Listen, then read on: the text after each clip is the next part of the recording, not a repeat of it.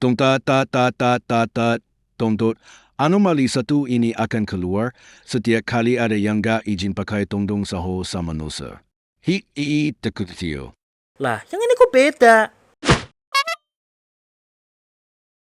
Well, abis paten Nintendo yang bikin gua puyeng, kali ini muncul lagi penyakit AI gila yang bikin kepala makin liar. Yo, balik lagi sama gua BM, si karakter magang, dan seperti biasa, di lini animasi kali ini ada beberapa informasi terbaru soal animasi dan game yang sayang banget buat diliwat. Dimulai dari kasus legalitas dari pencetus AI viral Tung Tung Tung Sahur yaitu Noxa, yang setelah sebelumnya nuntut izin hak cipta sama Free Fire, sekarang lagi berurusan sama game di Roblox. BTW, gua baru tahu ini juga dari akun X Otaku Anime Indonesia. Main Still a Brainrot di Roblox, karakter Tung Tung Tung Sahur dihapus karena masalah hak cipta. Karakter Tung Tung Tung Sahur yang hadir sebagai maskot di game Roblox Still a Brainrot tiba-tiba menghilang karena masalah hak cipta. Momentum Lab, agensi yang mewakili kreator Noxa Sheet, merilis pernyataan kalau Noxa nggak minta penghapusan karakter tersebut. Nah, buat konteks, Noxa ini lagi permasalahin satu game di platform Roblox yang namanya tuh Still a Brainrot atau Curi Brainrot. Dan kayak namanya, fokus utama game ini ada sama karakter-karakter AI yang sempat viral di konten-konten Brainrot. Ya lu tau lah, kayak Tralali Tralalala, Bombardino Krokodilo, Tung Tung Tung Sahur, sama Muka Kau Latex. Salah anomali. Dan buat mekanik gamenya, jadi lu sebagai player punya tugas buat ngehasilin duit sebanyak-banyaknya dari karakter Brainrot yang lu punya. Lu bisa dapat duit dari dua metode, yaitu beli karakter atau nyolong karakter dari base lawan. Dan semakin banyak karakter dan upgrade yang lu punya, makin banyak juga duit dan poin yang lu dapat buat menang nih game. Premis yang simpel, karakternya yang Brainrot ditambah platformnya Roblox, ya udah pasti banyak bocil yang tergila-gila sama ini game. Dan kayak FF, banyak juga bocil-bocil yang ngamuk-ngamuk pas kalah di Still a Brainrot kayak di video ini.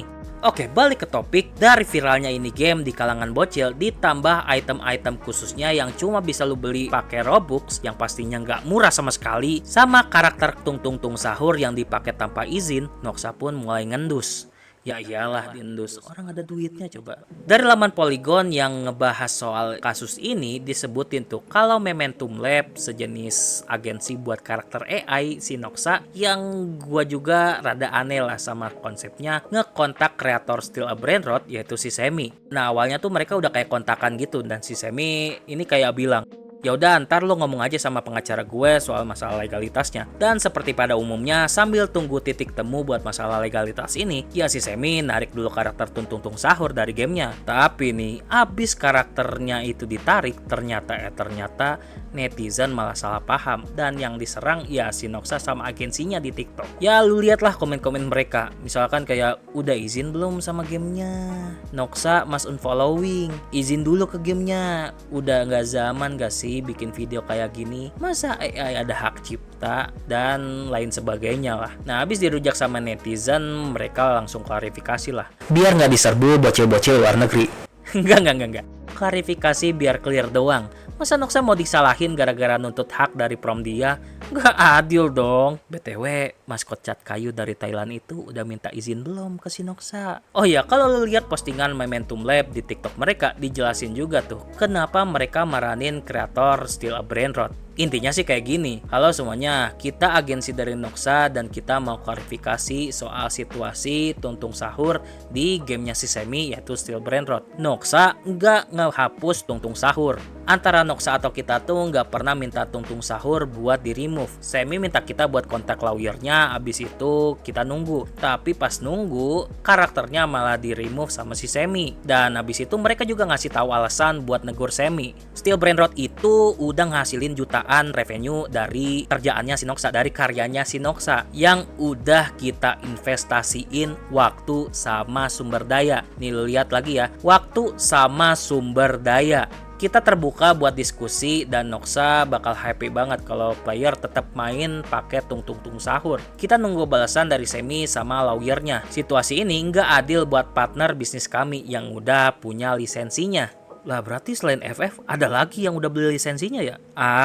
Makanya mereka bilang udah investasi waktu sama resource. Ya emang dipakai buat ngelegalin si Tung Tung Sahur. Well anyway, selain postingan Noxa yang sebenarnya nggak jauh beda isinya, belum ada perkembangan lebih lanjut soal kasus ini. Tapi di sisi lain, banyak kreator game di Roblox yang awalnya pakai karakter Tung Tung Sahur ini jadi ikutan narik karakternya. Dan infonya ini gue dapat dari TikTok Dakrikraft. Ya intinya banyak yang ngerasa kalau buat ngekeep karakter hasil prom kayak Tung Tung Sahur ini gak worth it lah. Seenggak worth it minta izin pakai karakter AI. Dua kata lucu, hard work.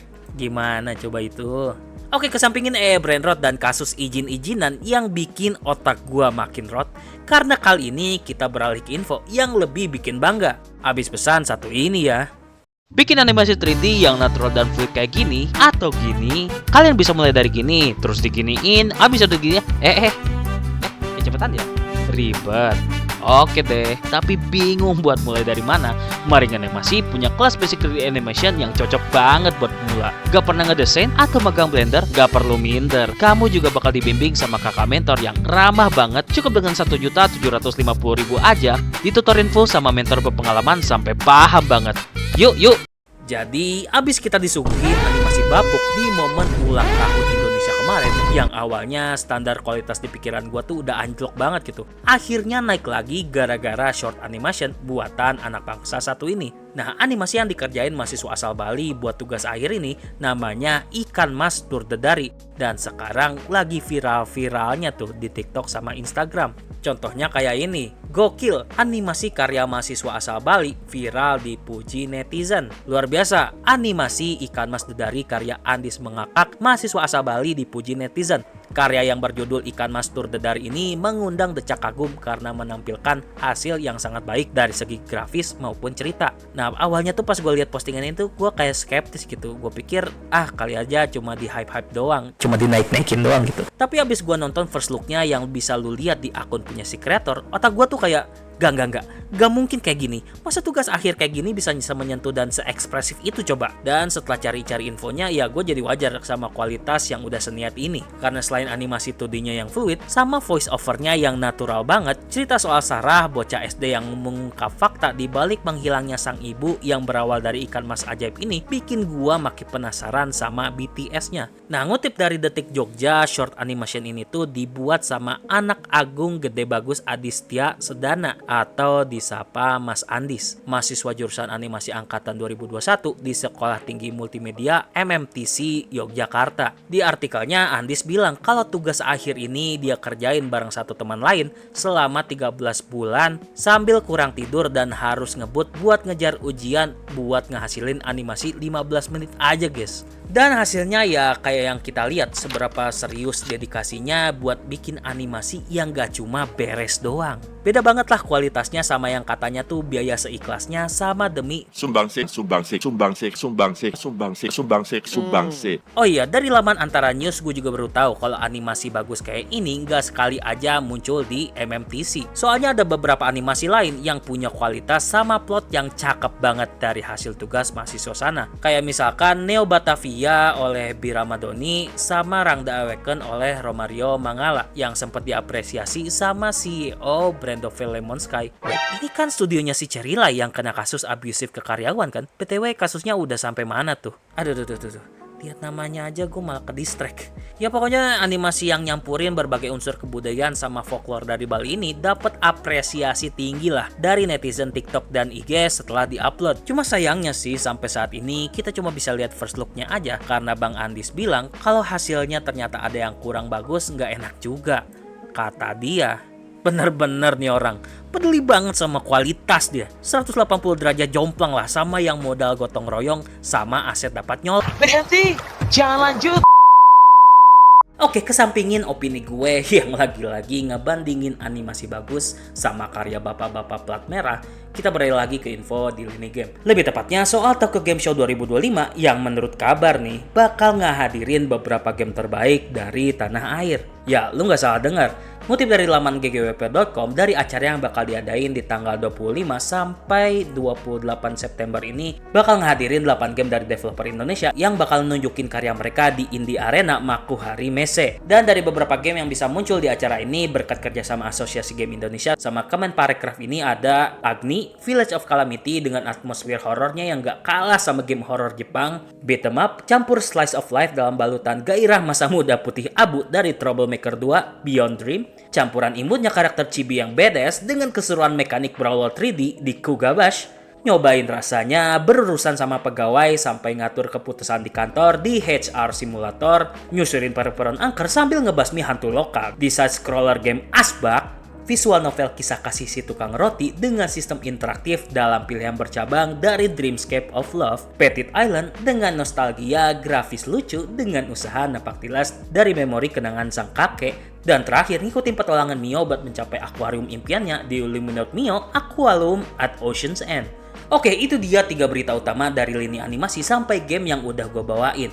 Gimana pendapat kalian soal kasus Tung Tung Tung sahurnya Shinoxa, animasi Ikan Mas Durtedari, sama 8 game lokal yang bakal tampil di event Tokyo Game Show ini? Menurut gua sih, dari info Tokyo Game Show sama animasi buatan Andis tadi makin nguatin fakta kalau pasar industri kita ini emang lagi on fire. Apalagi kalau ngutip data dari Asosiasi Industri Animasi Indonesia, industri ini tuh udah tumbuh sampai di angka 153% dengan rata-rata tahunan 26% dan potensi pendapatan 600 miliar hingga 800 miliar rupiah. Itu juga belum dihitung sama suksesnya film Jumbo yang udah ngegaet sampai 10 juta penonton dan permintaan global buat tayang di 32 negara. Nah, itu artinya demand buat jadi animator atau yang berurusan di industri ini tuh emang gede banget peluangnya, termasuk buat kalian yang baru mulai. Dan untungnya sih buat kalian yang masih minder buat mulai nggak usah risau, karena kalian bisa dapat bimbingan sama materi yang ramah banget buat pemula buat nyiapin diri untuk nyobain hal baru di dunia animasi bareng Mari Nganimasi. So, thank you banget buat perhatiannya, dan jangan lupa like sama subscribe buat bantu kita naikin kualitas konten dan subscriber, sama ikutin juga konten-konten Mari Nganimasi lainnya. Gua BM cabut dulu. Bye.